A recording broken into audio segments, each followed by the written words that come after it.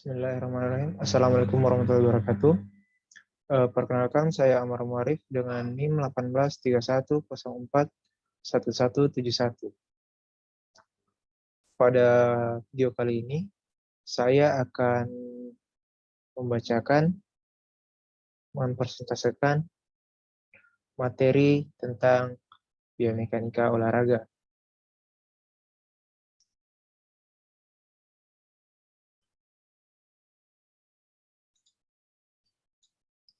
Materi pembahasan yang akan saya bawakan yang pertama yaitu tentang pengertian biomekanika dan olahraga, fungsi biomekanika dalam olahraga, kinematika, kinetik, dan titik berat dan stabilitas. Yang pertama yaitu pengertian biomekanika dan olahraga. Biomekanika merupakan kombinasi antara disiplin ilmu mekanika terapan dan ilmu-ilmu biologi dan fisiologi. Mekanika terapan itu sendiri adalah ilmu yang mempelajari penerapan dari prinsip-prinsip mekanika. Sedangkan mekanika adalah salah satu cabang ilmu dari bidang ilmu fisika yang mempelajari gerakan dan perubahan bentuk suatu materi yang diakibatkan oleh gangguan mekanik yang disebut gaya.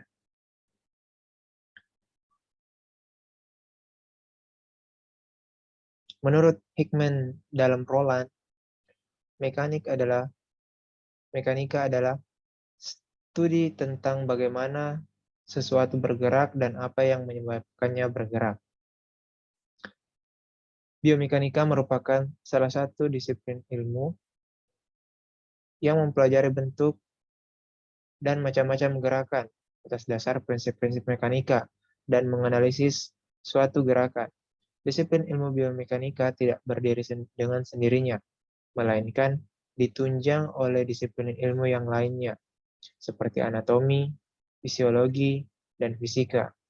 Kemudian, dasar-dasar atau prinsip dari ketiga bidang ilmu itu menjadi dasar suatu disiplin ilmu yang disebut biomekanika. Selain itu, pada dasarnya penekanan utama dalam biomekanika adalah seluruh konsep mekanik, tetapi tubuh manusia adalah sistem yang jauh lebih kompleks daripada kebanyakan objek yang ditemui dalam konsep mekanika. Oleh karena itu, biomekanika menyangkut tubuh manusia dan hampir semua tubuh makhluk hidup. Pada ilmu keolahragaan, biomekanika sudah sangat dikenal sebagai suatu disiplin ilmu yang secara khusus mempelajari gerakan dari aktivitas olahraga yang dilakukan. Dengan demikian, dalam ilmu keolahragaan, ilmu yang mempelajari tentang mekanisme gerak tubuh manusia yang disebut biomekanika olahraga. Fungsi biomekanika dalam olahraga. Tujuan mempelajari biomekanika dalam penerapan ilmu olahraga adalah yang pertama, mengetahui konsep ilmiah dasar yang diaplikasikan dalam bentuk gerak manusia. Yang kedua yaitu memahami suatu bentuk atau model gerak dasar dalam olahraga sehingga mampu mengembangkannya dengan baik. Yang ketiga, mampu memahami perkembangan gerak dasar. Yang keempat, mampu menerapkan suatu bentuk yang sesuai dengan karakteristik fisik seseorang dalam olahraga dengan baik dan benar. Sedangkan menurut Benoit Roy dalam Claude Bouchard, tujuan utama biomekanika adalah untuk memberikan pemahaman tentang hakikat dan fungsi gerakan manusia, baik dalam kegiatan olahraga, tari, atau bentuk gerak yang diadaptasi. Fungsi mempelajari biomekanika olahraga pada dasarnya hanya ada dua saja, yaitu meningkatkan performa dan mengurangi resiko cedera.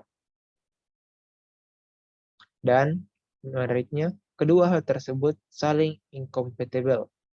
Satu tujuan dan lainnya saling bertentangan. Bagaimana capai penampilan maksimal tapi resiko cedera minimal, atau bagaimana terhindar dari cedera tetapi bisa juara. Cenderung pada suatu kutub akan mengorbankan kutub yang lain. Ini menjadi sangat menantang bagi para analis gerakan biomekanika olahraga. Poros gerak dalam pergerakan manusia terbagi atas 3 bidang. Yang diantaranya yang pertama yaitu bidang sagital, yang merupakan bidang yang membagi tubuh menjadi 2 bagian, yakni bagian kiri dan bagian kanan. Bidang ini biasa dikenal juga dengan poros anteroposterior. Yang kedua, bidang frontal atau transversal, merupakan bidang yang membagi tubuh menjadi 2 bagian, yakni bagian depan dan bagian belakang. Dikenal sebagai koronal atau poros mediolateral. Yang ketiga yaitu bidang horizontal, merupakan bidang yang membagi tubuh menjadi 2 bagian, yaitu bagian atas dan bagian bawah, yang biasa dikenal sebagai poros melintang. Macam-macam gerakan. Macam-macam gerakan itu terbagi atas beberapa. Di antaranya itu yang pertama, fleksi dan ekstensi. Fleksi adalah memperkecil sudut yang dibentuk oleh sendi pada sumbu transversal atau bidang sagital. Dan ekstensi adalah memperbesar sudut yang dibentuk. Dan ini merupakan lawan dari gerakan fleksi. Yang kedua yaitu abduksi dan adduksi. Abduksi, gerakan segmen tubuh dalam bidang lateral yang menjauhi garis tubuh. Sedangkan adduksi adalah gerakan segmen tubuh ke arah garis tengah tubuh atau mendekati tubuh. Selanjutnya, rotasi. Rotasi adalah gerakan segmen tubuh yang akan melingkari sumbu longitudinalnya sendiri. Dan elevasi adalah apabila bahu terangkat ke atas. Dan depresi adalah apabila bahu terdesak ke bawah. Pronasi dan supinasi. Pronasi dan supinasi adalah gerakan pada sendi radius ulna, di mana pronasi adalah gerakan dengan akhir telapak tangan menghadap ke bawah, sedangkan supinasi adalah gerakan dengan akhir telapak tangan menghadap ke atas. Eversi dan inversi. Eversi adalah mengangkat batas luar atau lateral kaki, sedangkan inversi adalah mengangkat kaki ke sebelah medial atau bagian tengah. Sirkumduksi. Sirkumduksi adalah kombinasi dari fleksi, abduksi, adduksi, dan rotasi. Pergerakan dasar manusia pada dasarnya terbagi atas beberapa.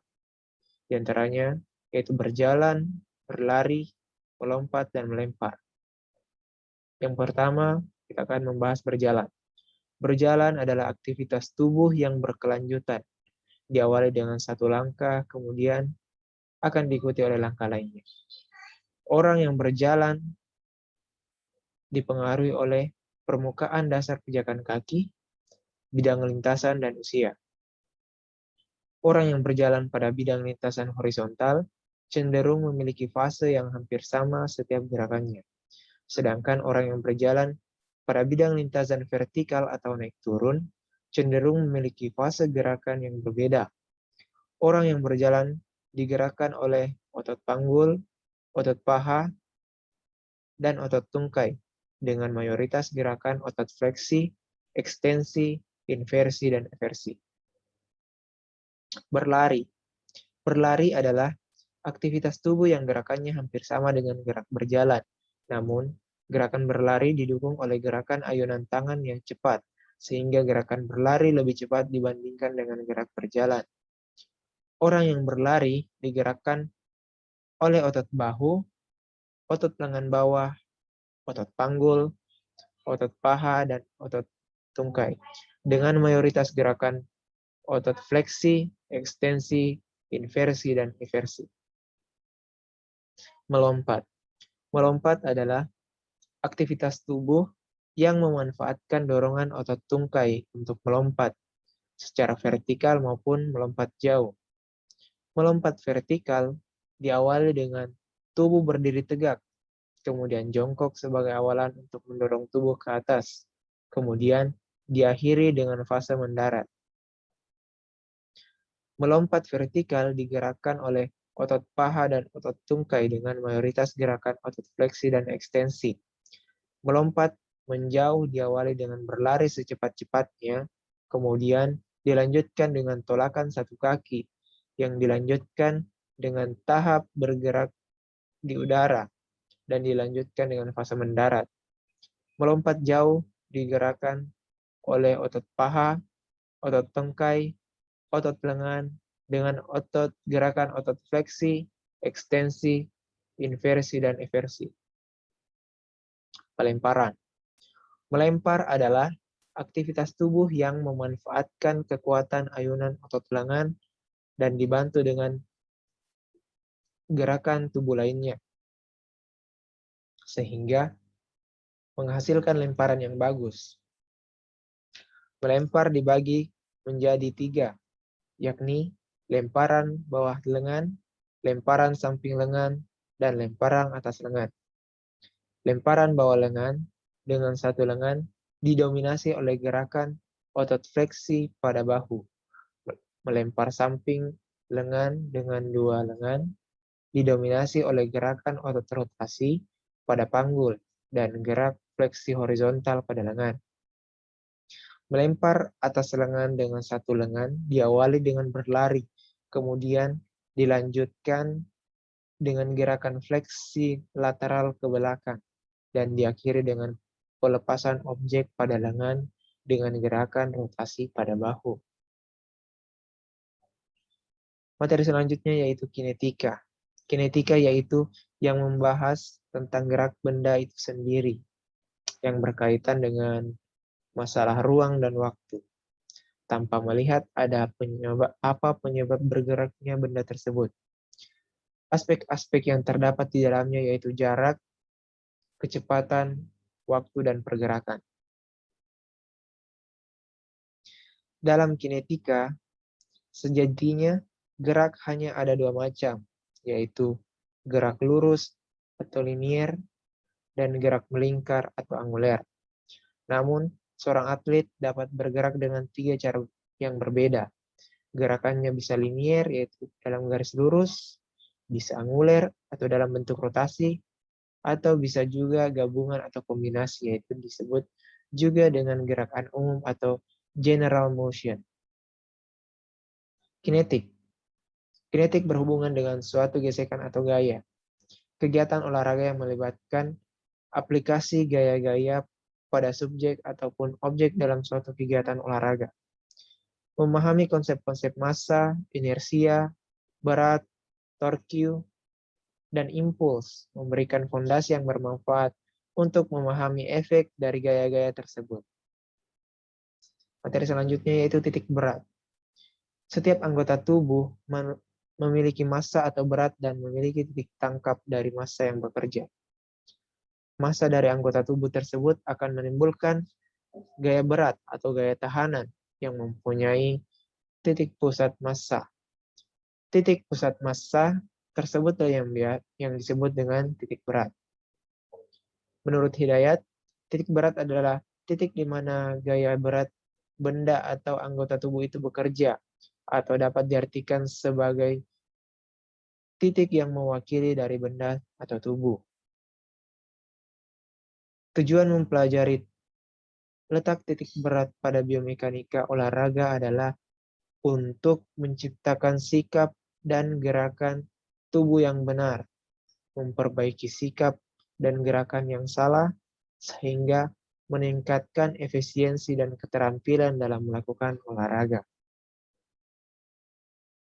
Contoh penerapan dalam perubahan titik berat badan manusia pada cabang olahraga dapat dicontohkan pada olahraga atletik nomor lompat jauh, yaitu pada saat sikap awal titik berat badan seorang pelompat masih berada di tulang kemudi. Saat memasuki tahap melayang di udara, hingga sikap akhir seorang pelompat harus mengubah letak titik berat badannya menjadi di depan bagian luar tubuh, supaya dapat mengambil posisi yang baik dan benar saat mendarat. Materi selanjutnya yaitu kesetimbangan dan stabilitas. Kesetimbangan dan stabilitas merupakan dua istilah kata yang hampir sama, namun memiliki makna yang berbeda. Menurut Ronald, keseimbangan berkaitan dengan koordinasi dan kontrol, sedangkan stabilitas berkaitan dengan besar tahanan yang diciptakan oleh seseorang untuk melawan gaya yang mempengaruhi keseimbangannya. Semakin stabil sikap seseorang, maka semakin besar tahanan yang harus diciptakan untuk mengatasi gaya yang mempengaruhi keseimbangannya. Kesetimbangan dan stabilitas digunakan dalam pelaksanaan asas mekanika, yang menurut Hidayat, kesetimbangan tubuh dapat dibagi menjadi 3 jenis, yakni kesetimbangan stabil, kesetimbangan labil, dan kesetimbangan netral atau normal. Kesetimbangan stabil terjadi bila mana suatu benda atau seseorang mengalami kontak dengan dasar atau permukaan pijaan luas. Pusat gravitasi terletak rendah dan pusat dan garis pusat gravitasi terletak di dalam benda. Munculnya gaya pemulih yang menyebabkan kembali ke posisi semula. Tenaga potensial bertambah. Yang selanjutnya kesetimbangan labil.